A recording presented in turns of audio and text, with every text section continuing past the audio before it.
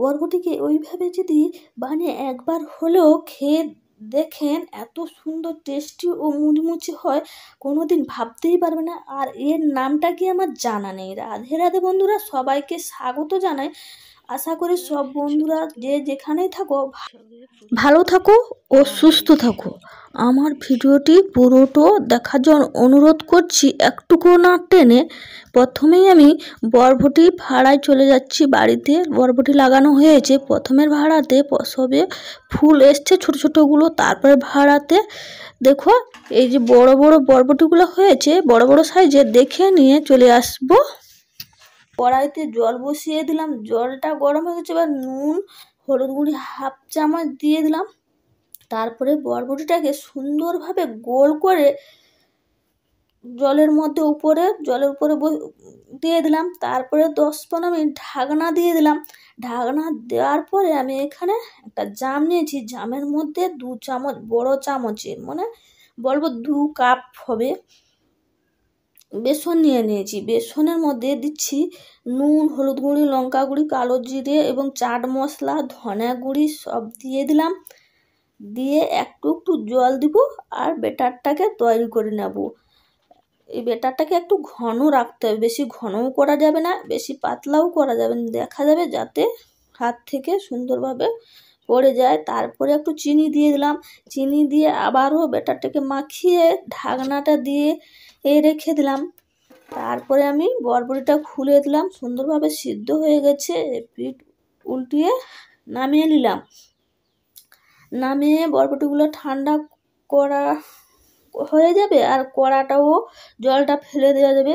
দিয়ে বরবটিটা ঠান্ডা হয়ে গেছে, দিয়ে আমি হাতে নিয়ে বরবটিটাকে প্রথমে যে তার বোঁটাটা কেটে ফেলে দিলাম। দিয়ে আস্তে আস্তে আস্তে আস্তে করে গোল করে নিতে হবে, একটুকুও ঢিলা না যেন থাকে, টাইট করে গোল করে আমি খাঁচি নিয়েছি।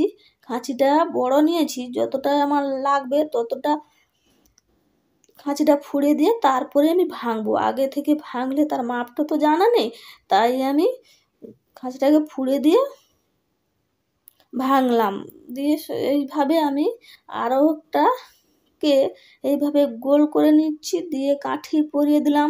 এটাকে একটু আলাদা কাঠি পরিয়েছিলাম, কিন্তু সেটা ঢিলা হয়ে গেছে, কিন্তু কাঠিটাকে এদিক থেকে সেদিকে যেন ফোড়া যায়, তাই বড় মাপের কাঠি নিতে হবে। দিয়ে আমার কাঠি ফোড়া হয়ে গেছে। এবার কড়াই বসিয়ে দিয়েছি, কড়াইতে তেলও দিয়ে দিচ্ছি।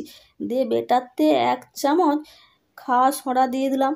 দিয়ে আবারও ফেটে একটা বরবটি দিয়ে পিঠ বেসনে ডুবিয়ে দেখলাম তেলটা তাঁতছে কিনা। তেলটা তেঁতে গেছে, মানে গরম হয়ে গেছে। তারপরে আমি জ্বালনটা এই মুহূর্তে বেশি একটু লাগবে, জ্বালনটা না বেশি দিলে ওটা ফুলবেও না, তাই বেশি করে জ্বালন দিয়ে বরবটির চপটাকে এপিঠ সেপিঠ উল্টিয়ে নিলাম। লাল লাল হয়ে গেছে, এবার নামিয়ে নিলাম। আবারও একটা এইভাবে বেসনে ডুবিয়ে আবার তেলের মধ্যে ছেড়ে দিলাম। আবার এতক্ষণে আমি 2টো ছাড়বো, 2টো বরবটি এইভাবে বেসনে ডুবিয়ে ছেড়ে দিলাম। একটা লাল হয়ে গেছে, সেটাকে উল্টিয়ে দেব।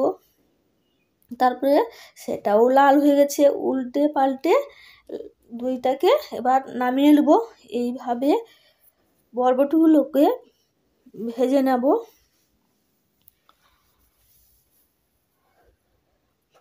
বরবটিগুলো এইভাবে ভাজলে কিন্তু খেতেও দারুণ লাগবে আর দেখতেও এতটাই সুন্দর যে ভাবতেই পারা যাবে এত সুন্দর মুচমুচে হয়েছে। একটা ভেঙে দেখলাম যে এত সুন্দর, উপরটা মুচমুচে আর ভেতরটা বরবটিটা নরম হয়ে গেছে, সিদ্ধ করা হয়ে গেছে তাই নরম হয়ে গেছে। দিয়ে খেয়ে একটা দেখলাম এত দারুণ টেস্টি হয়েছে, বলেই বোঝাতে পারবে না। এই ভিডিওটি ভালো লাগলে লাইক, শেয়ার, সাবস্ক্রাইব করুন এবং কমেন্টে জানান।